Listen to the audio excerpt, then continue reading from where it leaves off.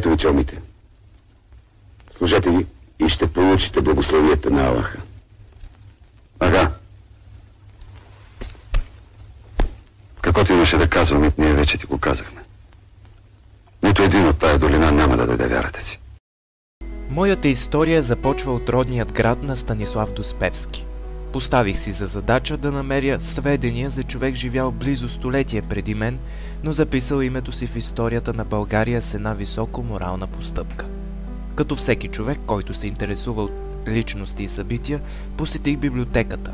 Там ми предоставиха множество архивни статии, свързани с това, което търсех.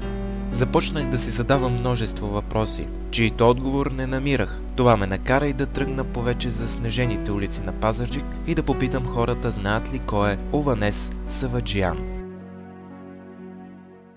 Кой е Ованес Саваджиян?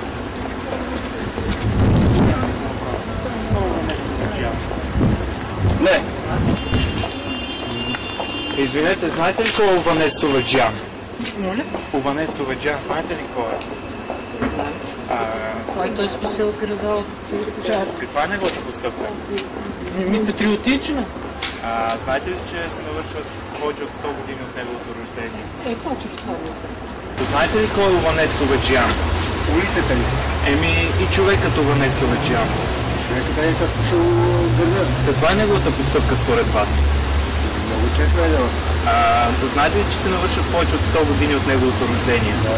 Какво бихте казали на пазарджикли за този човек и какво е вашето мнение за такъв човек? Има ли такива хора между нас? Имам, как да няма. Вие бихте ли направили това, което той направи? Разбира се. Извинете, знаете ли кой е Ованес Саваджиян? Може ли нещо повече да ни кажа? Каква е неговата постъпка? За града е много голяма. Спасили града. Турците. Какво бихте казали на хората, които не знаят кой е Ованес Саваджиян? Да са поинтересувани за нашите тук хора, които са заслужили. Има ли такива хора все още между нас? Как да няма там, за всичко има хора. Добре. Извинете, знаете ли кой е Ованес Саваджиян? Извинете, не съм да питаме. Знаете ли кой е Ованес Саваджиян? Знаете ли кой е Ованес Саваджиян? Да. Може нещо повече да ни кажете с него? Повече, че е допринесъл за освобождението на Пазарджик. С Карловото писмо. Се пожари Пазарджик. Има ли такива хора между нас все още? Да. Извинете, знаете ли кой е Ованес Саваджиян? Извинете, знаете ли кой е Ованес Саваджиян? Не. Знаете ли кой е Ованес Саваджиян? Не. Ованес Саваджиян.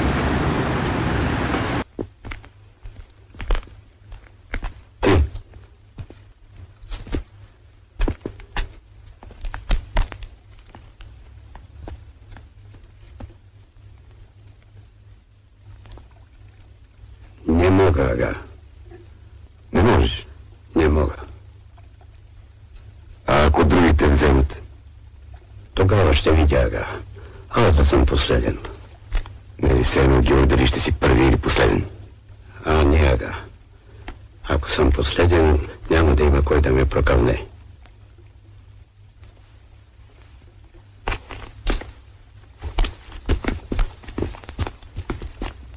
Ованес Саваджиян е роден през 1844 година в град Одрин. Завършва като телеграфист и започва работа на гара Пазарджик. Ето какво пише Ангел Каралийчев за постъпката, която оставя името Саваджиян в историята на Пазарджик и на България. 11 януари 1878 година дълбок сняг затрупа нашата окървавена родина, която се намираше под вековно османско иго. Руските освободителни войски прехвърлиха старопланинските върхове и се спуснаха на юг. Победените полкове на генерал Гурко преследваха разпилените орди на Сюлейман Паша и той отстъпваше по стария цариградски друм. През една ледена зимна вечер главният щаб на турската войска нахълта в град Татар Пазарджик. Победеният паша беше сломен от погромите. Очите му сълзяха от мъка и отчаяние. Турските офицери препускаха подире му, настръхнали като оси. Техните коне бяха грохнали и уморени от боевете и бягството по пътищата назад. При отдиха в конака на Пазарджик, Сюлейман паша свика своя щаб на съвет.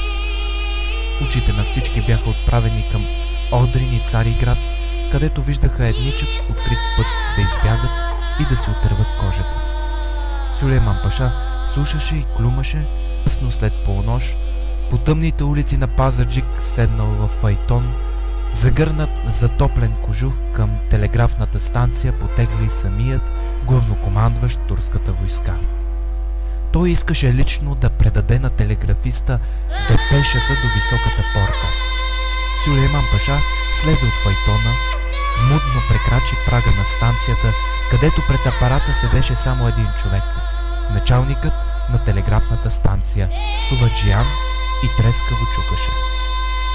Двама турски войници с набучени щикове го вардеха пред стълбата, която се заклати и почна да скърца под тежестта на пашата. Щом съзря големият командир, арменецът скочи на крака и стори поклон, като опря десница до сърцето си. Сюлейман паша му предаде депешата и напусна станцията. През последните часове, след като Суваджан изпрати телеграмата в Цариград и запита може ли турският аскер да изтреби населението в града, получи се такъв отговор: падишахът разрешава. Щом го прочете, началникът на станцията изтръпна. Ушите му писнаха, устните му се напукаха. Смело реши да подмени Цариградската телеграма, която скъса и написа друга: падишахът не позволява косъм да падне от главите на пазарджиклии. Какво отговори високата порта на депешата ми? Запита Сюлейман паша. Началника на станцията подире 3 часа, след като пристигна сам да чуе отговора на падишаха. Суваджан му подаде листчето, което беше написано на турски език. Пашата дълго се взира на мъжделивата светлина и когато прочете отговора, рече: аз тъй си знаех. Никой да не закача уния, които сега мръзнат край Башикарово. На другата сутрин, когато в снежната вихрушка се скриха последните бягащи турски войници, в Пазарджик нахълтаха като пролетни води русите освободители. Това за мен е паметникът на Лане Суваджан, издигнат от многохилядното население на Пазарджик в негова памет. Много от жителите тук поднасят венци и букети пред паметника, съграден с много труд и желание на пазарджиклии.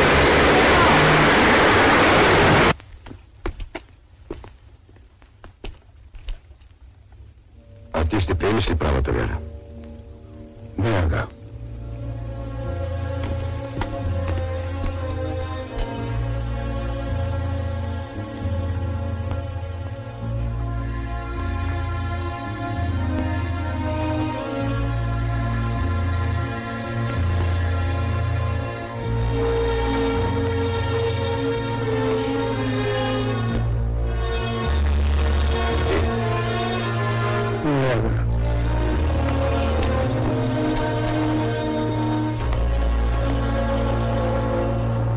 Знам, че няма да я приемеш. Хайде, излизай.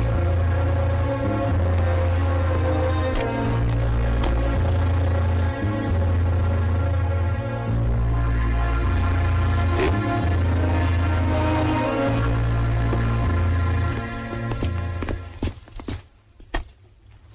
Попът ще е първи.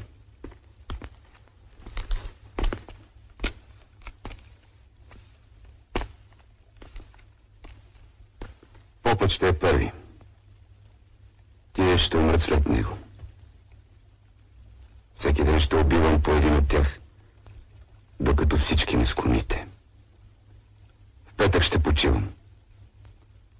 После ще ви попитам още веднъж. И ако пак се инатите, такива мъки ще ви измислят, че ще чакате смъртта като спасение. А ти много избърза. Ти ще останеш последен. за да видиш как умират всички, дето са се повели по ума ти. Саваджан ще намери достойно място в учебниците ни по история, защото той е герой. Да, променя сричка, но променя съдби. И всички ние днес трябва да бъдем благодарни на този герой, защото без неговата помощ Пазарджик нямаше да бъде това, което е.